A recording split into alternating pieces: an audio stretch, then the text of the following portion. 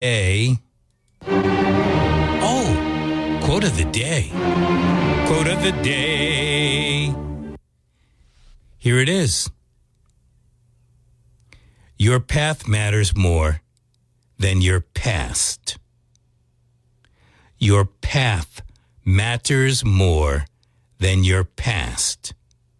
That quote from the one and only David Rutz. Rocket power. Welcome back to Brian's Beat. I'm Brian. Pleasure to be with you. Thursday evening, many of you know me as Brian the cab driver, and yes, I love to drive around. So Thursday evening, I was out at an event in Swansea. And it's been a while since I've been out in that territory. And so I decided to take a little jaunt down Route 103 that takes you into Warren, Rhode Island. And I went down there and I was looking at some of the stores, some of the building, just looking around, playing curious me. On my way back, I was looking at the sign that was telling me that I was leaving Warren, Rhode Island, and going into Swansea, Massachusetts. And it was interesting because on the side of the street that I'm on, there are two houses as you approach first the sign that says leaving Warren or entering Swansea. And then a little bit, I don't know, could have been maybe 10 yards, 15 yards, is the entering Massachusetts sign. And I'm drawing, basically a straight line. I had to do a double take because I couldn't believe I'm looking at these houses, and it looks like the town line and the state line go through two different homes. And being the curious idiot that I am, I'm trying to figure out, well, how do they do this? So you've got one home that's in Warren, Rhode Island, and it's looks like the line just splits right through the house. So that's Swansea, but it's Swansea before you actually enter where the entering Massachusetts sign is.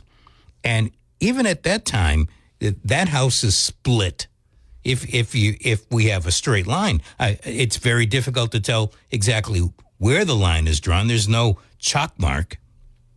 And you might be saying, well, all right, Brian, what's the big deal? I became interested in this kind of stuff back when I was a kid, back when I was 10 years old. My mom bought a house in Framingham, the house that I grew up in. And it happens that our property ended and the town of Sudbury began. Now, back when we moved in, there were no houses on what became a Sudbury Street a couple of years later. So there was a whole bunch of woods, and the property line that marked off not only the end of our property, but the beginning of Sudbury was clearly marked on a tree. Then they started building houses so you could, there was no ifs, ands, or buts. Those houses over there that I could see through our yard were in Sudbury. But that always ticked my fancy, so to speak. So whenever I seem to be approaching another town, I say, well, where's that border? And so, biggie, huh? But I am curious. As a person that I was with on a Thursday evening, she said, well, she lives in Barrington, and there's something similar to where she lives, and the assessor's office gives a property tax in Barrington, and I think the other town was either Seekonk or maybe it was Warren. I'm not quite sure, but that property gets two different property tax bills. Can you imagine that? How weird. Anyway, I'm with my sons on another day, and I think it was Wednesday we got together, and we had to go over to Bosworth Insurance. And as we were leaving Bosworth Insurance, Sue, the woman who was working with us, said, well, would you like a calendar? And I'm thinking to myself, well, I've got a calendar on my phone. I think I'll pass. How about a farmer's almanac? I've never really picked up a farmer's almanac before, but they've been around since 1818. How do I know? I got the farmer's almanac right here. So I'm looking at January 2024 weather forecast for the Northeast and New England. January 1st through the 3rd. Wet snow, rain for New England. Mixed precipitation. For the 4th through the 7th, frigidly cold, scattered snow showers and flurries. The 8th through the 11th, wintry mix, snow, sleet, rain. The 12th through the 15th, storm moves northeast from Gulf of Mexico, bringing a round of rain, snow. I've gone through every day now from the 1st through the 15th, and it sounds like we're getting some type of precipitation, sounding like it's going to be cold. Wintry mix, snow, sleet, rain. Storm moves northeast from Gulf. Let's see, 16th through the 19th, cold with some snow. 20th through the 23rd, clearing skies, but cold. 24th through the 27th, clear skies, but frigidly cold. 28th through the 31st, fast-moving disturbance brings gusty winds and a light to moderate snowfall. If you believe the almanac, the farmer's almanac, that is, that's your January. I didn't bother to look at February. I figured if that's January, it's time to think about packing the bags. I don't know. Are you big on the farmer's almanac? I don't even know how accurate the farmer's almanac is. But we've got one, and it's well, you know what? I've got the almanac. I'll keep it in my bag. And when we end January, I was going to say July, when we end January, we'll take a look and see how accurate the farmer's almanac is. Okay, you stay there. Don't go away. There was a lot of talk during the week about a holiday party for elected officials of color in and around the city of Boston. And I thought, well, you know, you've got the checkers game, you've got the chess game. Mayor Wu says it was her turn to throw this party. And she says it's something that's been going on for quite some time. It was her turn. She was going to throw it at the Parkman House. So I thought to myself, okay, yeah, so she's throwing a party, but it's only for elected officials of color. Now, I understand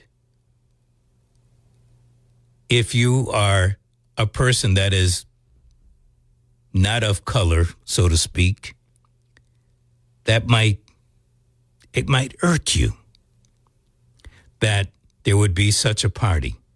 My thought process was, well, is this a party that's being thrown with government money? And as I read on into the story, I found out, no, it is not. And then I came back, well, then what's the big deal? What's the big deal? The big deal is that an aide to Mayor Wu apparently accidentally sent the email out about the party to all the members of the Boston City Council, of which about half are not people of color. And then, of course, there had to be an apology for sending that out. Now, being the suspicious person that yours truly is, and by the way, I kind of get paid to be like that, so I'm happy to be what I am.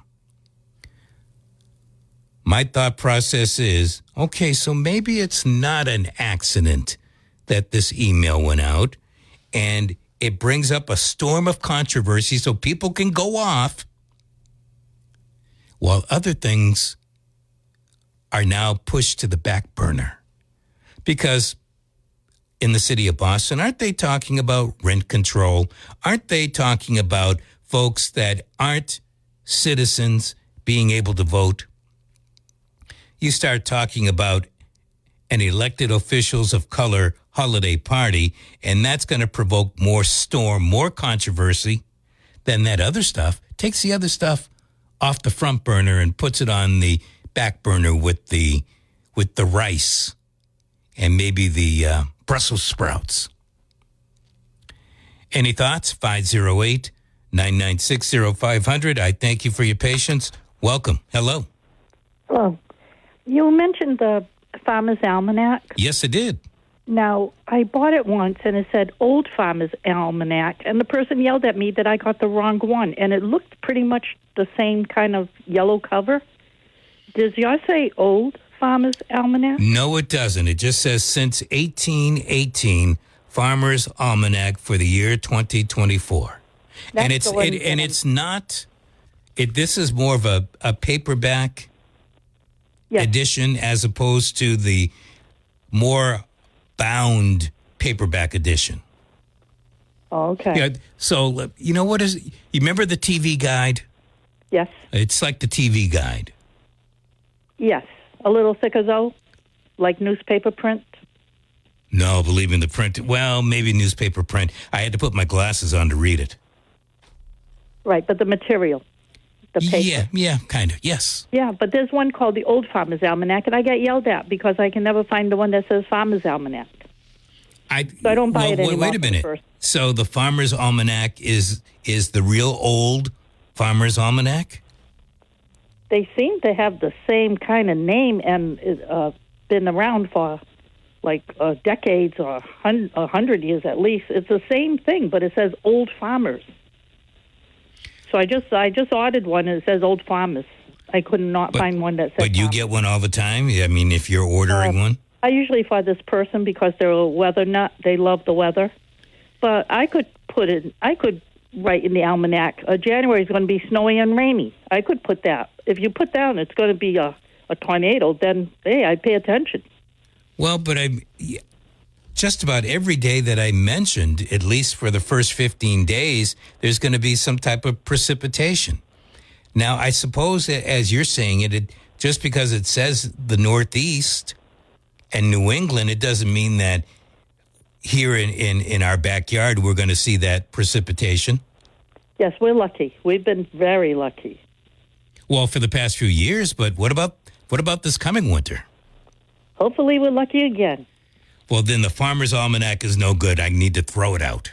No, what you do is by week, because all of a sudden they'll hit. It's like a fortune teller. She'll hit right sometimes, and that's what's going to happen. But I don't want to buy one of these. I mean, this covers, it looks like the whole year. December. Let me tell you what's going to happen in December of 2024. Lots of clouds, rain, wet snow, then clearing, cold. That's for the first 3 days of December. Okay, but it has quotes in it. It's an interesting readability kind of a book. It has lots of stuff in it. Quotes, how to plant your food, your seeds, what time. It's an interesting little almanac. All right. Except Well, I don't believe in the what weather. I will do is I will peruse it and see if there's anything that is really worth me chomping on. And if so, I'll bring it up another time. Okie dokie. All right. Thanks for the call. I do Bye-bye. appreciate it. 508-996-0500 is how you get onto the program today. And it's time now for the one, the only, Jim Phillips and Town Square Sunday. Good morning, Brian. Good morning, everyone. And here's what's happening this week on Town Square Sunday. Your theater in New Bedford now has a permanent home, the Steeple Playhouse on William Street. Eric Paradise will tell us the main players behind the transformation of the historic First Baptist Church into a performing arts center. He'll also look at upcoming performances for that 77-year-old theater group. In an encore broadcast, we'll talk with Melanie Edwards-Tavares, the new leader at the SouthCoast Community Foundation. We'll also learn more about upcoming programs at the New Bedford Fishing Heritage Center. Join me for Town Square Sunday, Sunday morning at 6 on 1420 WBSM and 99.5 FM. Thanks, Jim. I appreciate it. It's time now for the Bitcoin Biz Barometer, where we measure the universal crypto marketplace. Woo! It's like going down a greased pole. Bitcoin down $1,962 from last Saturday at this time, coming in at $42,220. Ethereum also down. Let's see, coming in at $2,243. That's down $142. Binance Coin, $247, up $3. Binance Coin's the only one up. XRP, 62 cents, down 7 cents. Solana, 74, down $3. Cardano is down a penny, coming in at 61 cents. And new to the list, Avalanche. Avalanche coming in at $41. Don't know what happened to little Dogecoin. I think it went down a little. But Avalanche actually went up quite a bit. That's your Bitcoin Biz Barometer for today, December 16th, 2023.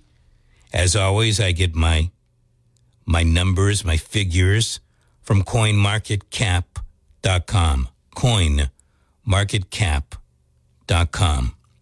So I brought it up about Mayor Wu defending her decision to host a holiday party for elected officials of color.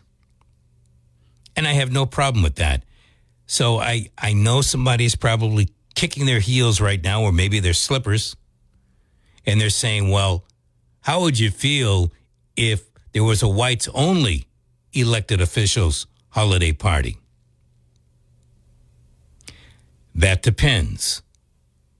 If it's on their own private money, it's not on government money, not on government time, it is what it is. I'm sure those types of parties happen anyway. Just like I'm sure there are other elected official of color parties that happen. It's on somebody's private time. You know, why are we in such a stupor here in the Commonwealth and in the United States? There are people that want to be with their own type every once in a while. Why is that a problem? If it's not on government's time, government's money. Why can't it be like that? It's like even within the schools, you can't hand out Valentine cards, Easter eggs, holiday cards, unless it's for everybody in the class. This inclusiveness has gotten so foolish, it's ridiculous. But be that as it may, I'm not sure exactly how this whole elected officials of color party got started up in the city of Boston. But it's something that's been going on for about a decade. And even a former, or I say former, he's not running for re-election, Boston City Councilor, his name is Frank Baker. He says he doesn't get offended by this. You don't want me at a party? I'm not going to go to your particular party. I guess that makes sense. You weren't invited. Why would you go? But there are people out there that feel, you didn't include me at your party. How dare you? How dare you have in this particular case, a party only for elected officials of color? Now, this guy, Frank Baker, he's not upset, but I'm sure that there are a couple of city councilors up in Boston that are saying, wow, if we had done something that was whites only, the fur would fly. And you know what? My guess is that person is right, but it shouldn't be like that. This is me talking. It should not be like that. Can't people of a particular race, religion, get together and have a good time and it not be seen as a race-oriented thing, race-oriented event? Well, that's what we have going on. Made big news for a couple of days up in the city of Boston. Another thing that made some pretty big news.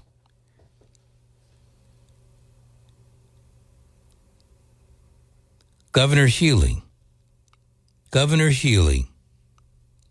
has been promising spending cuts, budget cuts. And what happened the other day? Not long after the $3 billion supplemental budget is passed, folks are saying, now what about the spending cuts?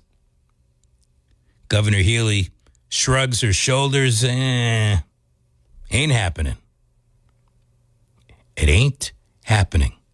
So here we are, a Commonwealth that is lagging millions of dollars behind in tax collections and the projections.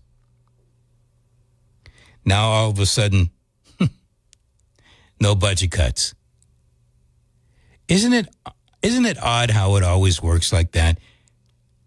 You campaign saying one thing, and I guess we can't do what I campaigned on. How many times have we heard stories like that?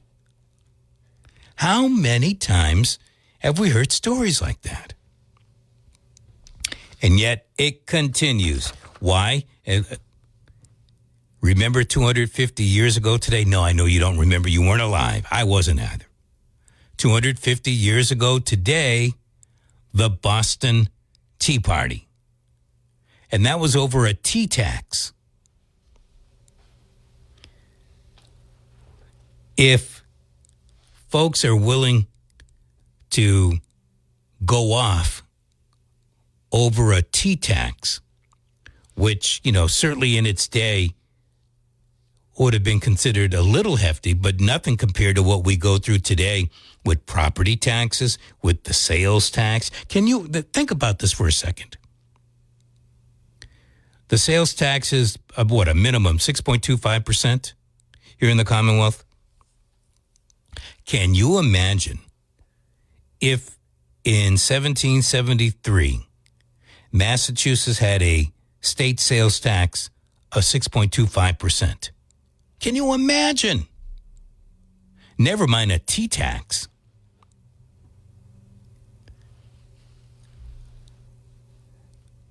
We are way too complacent here in the Commonwealth and in this country. We see things that are going on that most people see and disagree with.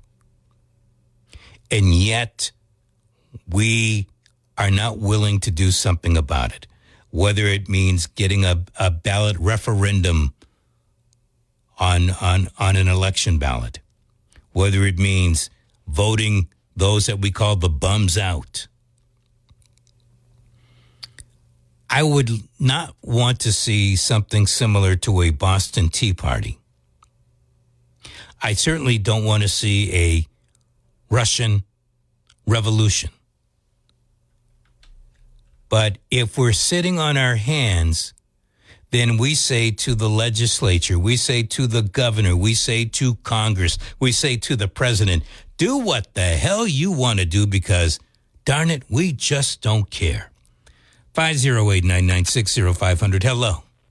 Yes, Brian. Good morning. Don up in Stoughton here. That's the Massachusetts sales tax. Did you know that's a temporary tax? Always has been. There you go. Always has been. As is the excise tax on automobiles for private, non-commercial usage. It was a temporary tax from 1940. My God, 1940, huh? Why 1940 of all years? It was to help pay for possible war. And I guess we're still at war in Massachusetts. Well, I guess so. Well, wait a second. The income tax, too. The victory withholding income tax of 1942 that was applied federally was a temporary income tax for World War II. And they needed it quicker. That's why it was a withholding. Whoa, wait a second. Did you know that they made wages into income? When the first income tax appeared in 1916, it was on the dividends and interest on investments. That's income. Income is gain on the principal, okay? But FDR and the Democrats said, well, we're just going to claim that wages, which is a barter system. I give you my labor, which is my principal, and you give me money in return, but my labor, my principal, diminishes every day. So it's not true income. It's a terrible way of saying income. I mean, how do wages and interest on investments equal the same income? I can never understand that. But in 1945 are you supposed to understand? See, but isn't that the way it always is? Social Security was voluntary at the time. Yes. And now tax. look at, and then for the longest time, government workers didn't have to be involved in Social Security. Correct. Look how things have changed. They got a pension. And I still have a Social Security card. It's more or less mutilated, but it says not for identification purposes. Where do you go now that people just willingly want to know at least the last four digits of your Social Security number? Yeah, and another thing, Brian, is inflation is taxed. The original $1,000 personal deduction from 1916, adjusted for inflation, would be almost $80,000, Brian, before the government would take a penny out in, quote, income taxes. Do they do that, or inflation taxed too? I think inflation is taxed, and it's you bring it up as inflation. Imagine what it's like. You invest $1,000. You say mutual fund, whatever, stocks, bonds. Right. So you take your money and you put it in there. Whether let's say in this particular case you're able to use pre-taxed money. Okay. Well, so over the years, that money gains. You know, you've gone from 1,000, let's say, up to 10,000, just for the sake of conversation. Right. When you go to take that 10,000 out, which is mandatory by at least age 72 or 73, are you taxed on the original 1,000 or are you taxed on all 10,000? All 10,000 because that's income. That's right. Do you know, Brian, if you read Title 26 of the Income Tax Code, they tell you the sources of income, but they never tell you what income is.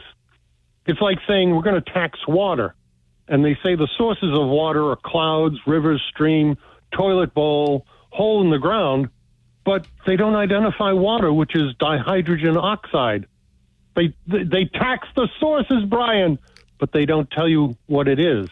They don't tell you what income is. You know, I come back to what I was saying about the Boston Tea Party. We have become too complacent here in Massachusetts and in the United States, we let the lawmakers, the elected officials, they get away. Correct. I don't want to say they get away with murder, but, certainly seems like Brian, it.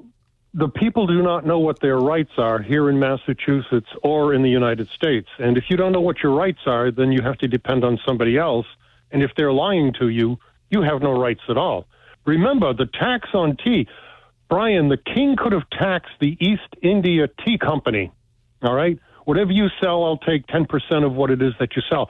But he didn't do that, Brian. He got right in the faces of the colonists and said, you pay the tax on this tea, and the tax has to be paid in gold or silver coin so that they could take and empty all the coinage out of the United States and then have them depend upon the Bank of England paper currency, which circulated at whatever value the king said it was. They caught you know on. What? I couldn't have said it any better. They finally caught on. They finally caught on. The colonists said no more of this. My problem is we, the people today, are not catching on, and it won't be too long before the Commonwealth and the country go broke. Absolutely broke. No, Brian, can you tell me where in the Massachusetts Constitution the privilege is granted to the general court to create a right of free housing based upon taking the money away from people who earn the money in the first place? You cannot destroy a right by creating another right. No argument, but I'm going to come back to what I'm talking about. Yep. People are complacent. Yep. They get a dog biscuit, and all of a sudden they wag their tail. Yeah. They're happy. All right, man. Thanks for the call. Great call. Thanks, I appreciate it. 508-996-0500 is how you get on to the program. Next hour, Leon Corey, Selectman, Town Affair. Well, we are approaching